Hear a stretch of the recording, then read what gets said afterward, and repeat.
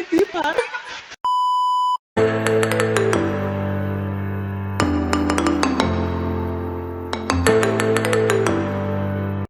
Assalamualaikum warahmatullahi wabarakatuh.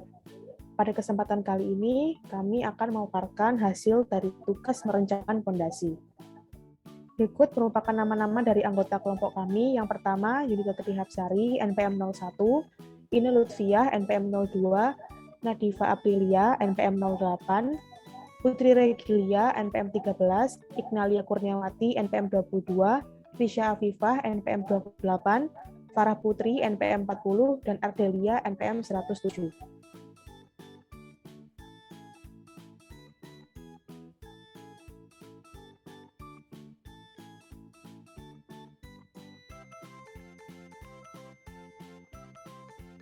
Yang pertama merupakan definisi pondasi. Pondasi adalah struktur terbawah dari sebuah bangunan yang mana berfungsi untuk meneruskan beban bangunan, baik itu beban bangunan gedung, jembatan, dan lain-lain ke tanah yang berada di bawahnya.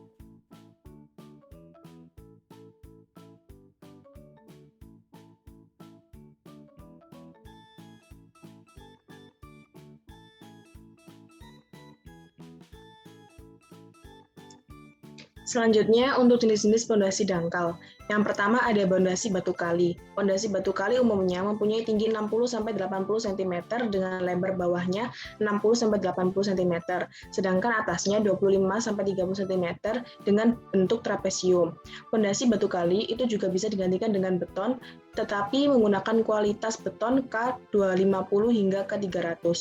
Untuk yang kedua ada rolak batu bata. Pondasi rolak batu bata adalah pondasi yang digunakan untuk menahan beban bangunan.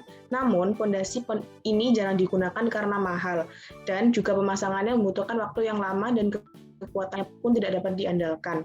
Untuk yang ketiga, ada pondasi plat beton jalur atau telapak. Jenis pondasi plat beton lajur termasuk pondasi yang paling kuat karena seluruhnya terbuat dari beton bertulang. Selain itu, dibandingkan pondasi batu kali, pondasi ini juga membutuhkan biaya yang lebih murah. Pondasi plat beton lajur umumnya mempunyai lebar dengan ukuran 70 cm. Lalu yang keempat ada pondasi sumuran. Pondasi sumuran juga sering disebut dengan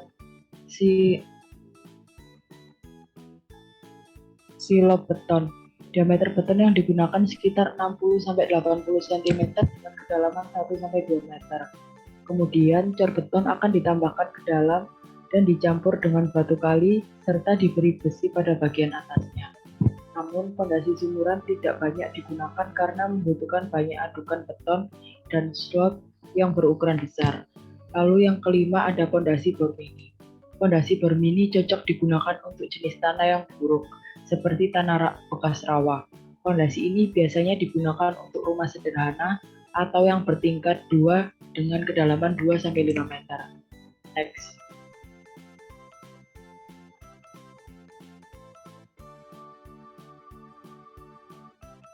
Lalu ada faktor yang mempengaruhi pemilihan pondasi. Faktor lingkungan. Yang pertama ada faktor lingkungan sekitar. Kondisi tapak proyek termasuk dalam batasan ini, di mana perlu diingat bahwa pekerjaan pondasi tidak boleh mengganggu atau membahayakan bangunan dan lingkungan sekitarnya.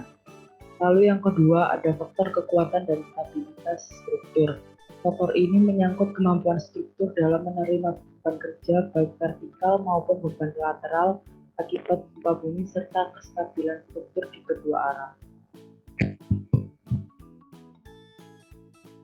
Yang ketiga ada faktor struktur di atasnya. Faktor ini akan sangat mempengaruhi pemilihan jenis pondasi, termasuk kondisi beban dan distribusi dan sifat dinamis bangunan di atasnya. Lalu ada faktor ekonomi dan kemudahan implementasi. Berbagai jenis sistem struktur ini digunakan dalam sebuah bangunan. Oleh karena itu, faktor ekonomi dan kemudahan pelaksanaan merupakan faktor yang mempengaruhi sistem struktural yang akan dipilih. Lalu ada kondisi tanah pondasi. Kondisi tanah pondasi ini berkaitan dengan pemilihan jenis pondasi yang sesuai, termasuk jenis tanah, daya dukung, dan kedalaman lapisan tanah keras dan sebagainya. Lalu faktor kapasitas struktur, pemilihan sistem struktur juga harus dipertimbangkan dengan kemampuan strukturnya. Lalu faktor dan biaya waktu pengerjaan. Biaya dan waktu pengerjaan ini juga harus dipertimbangkan.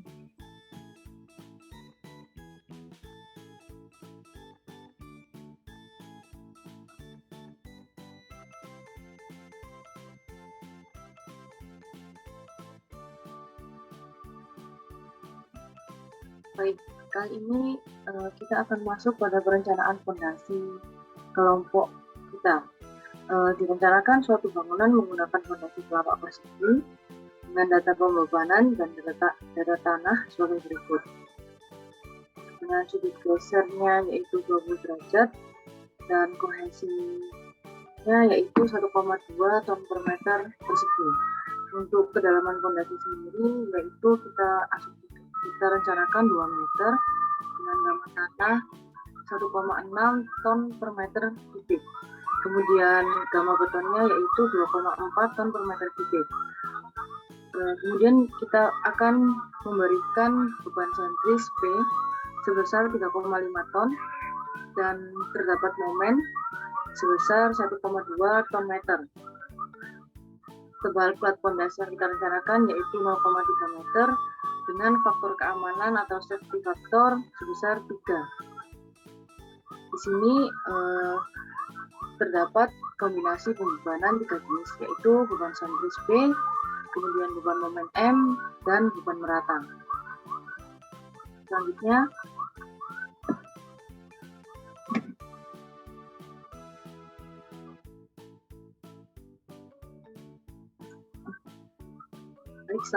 menghitung daya dukung tanah di bawah fondasi. Kita trial and error dengan lebar fondasi 1,5 meter.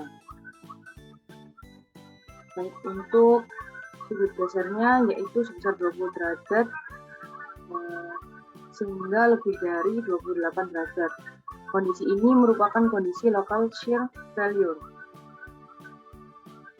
Kemudian untuk kita masukkan rumusnya dengan Q ultimate sama dengan 1,3 kali C aksen kali NC ditambah CF kali gamma kali NQ ditambah 0,4 kali gamma kali B kali N gamma.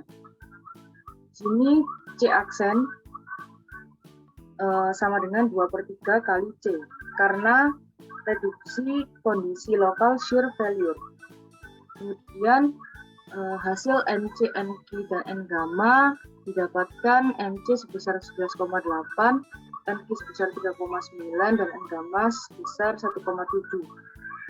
Didapat dari tabel terzaki dengan sudut geser 20 derajat kondisi local shear failure.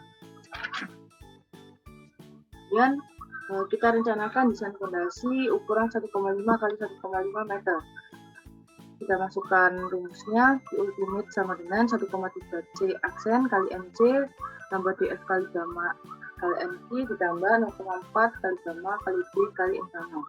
Kita masukkan angka-angkanya, yaitu 1,3 kali C aksen itu sama dengan 2/3 kali C, 2/3 kali fondasinya yaitu 1,2 dikali 11,8, kemudian ditambah kedalamannya yaitu 2 meter, dikali 1,6 dikali 3,9 ditambah 0,4 dikali gamma 1,6 dikali B-nya yaitu 1,5 dan dikali N gamma 1,7 didapatkan 26,384 ton per meter persegi. Kemudian untuk Q low yaitu Q ultimate dibagi dengan safety factor. Di sini kita pakai safety factor 3. Jadi safety factor 3 sampai 5 kita pilih 3. Sehingga 26,384 dibagi 3 yaitu 8,7946 ton per meter persegi untuk low-nya.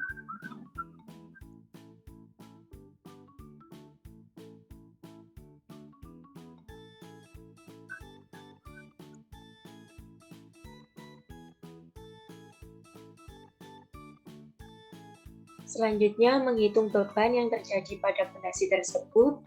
Sudah diketahui untuk P-nya atau beban sentrisnya 3,5 ton.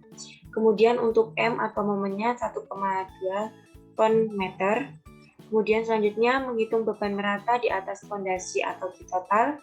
Yang pertama yaitu menghitung Ki plat fondasi, di mana tebal plat fondasi dikalikan dengan gamma beton. Untuk tebal plat fondasinya 0,3, betonnya 2,4, jadi dihasilkan untuk Ki plat fondasinya 0,72 ton per meter persegi.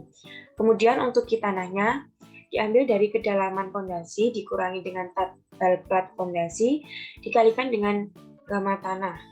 Untuk kedalaman fondasi sendiri 2, kemudian untuk tebal plat fondasinya 0,3, untuk gamma tanahnya 1,6, jadi untuk Ki tanahnya hasilnya yaitu 2,72 ton per meter persegi. Kemudian untuk Ki totalnya itu plat fondasi ditambah dengan Ki tanah. Untuk plat fondasinya 0,72 ditambah dengan 2,72, jadi hasilnya 3,44.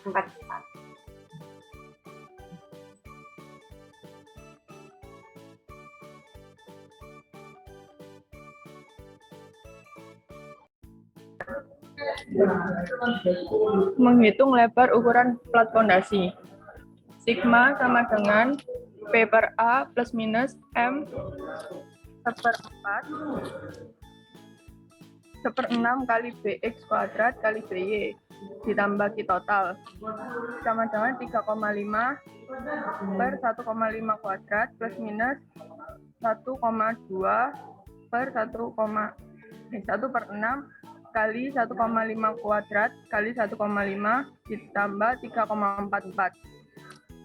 1,5 didapat dari karena kita merencanakan ukuran fondasi 1,5. Hasil sigma max sama dengan 7,128 ton per meter persegi. Sigma min sama dengan 2,862 ton per meter persegi. Sigma min tidak minus, jadi oke tidak terjadi tegangan tarik pada dasar fondasi. Ki allow lebih besar dari sigma maksimum. Hasil dari Ki allow 8,7946 lebih besar dari 7,128. Sehingga ukuran fondasi telah memenuhi syarat. Lanjut.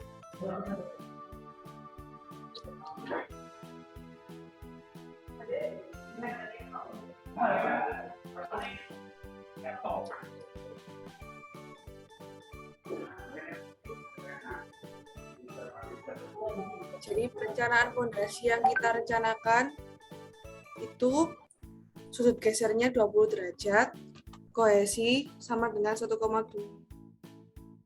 ton per meter kubik persegi, dengan kedalaman fondasi 2 meter, gamma tanahnya sama dengan 1,6 ton per meter kubik, gamma betonnya sama dengan 2,4 ton per meter kubik, dengan bebel sentrisnya sama dengan 3,5 ton, momen sama dengan 1,2 ton meter, dengan tebal plat fondasi sama dengan 0,3 meter, dengan safety faktornya sama dengan 3.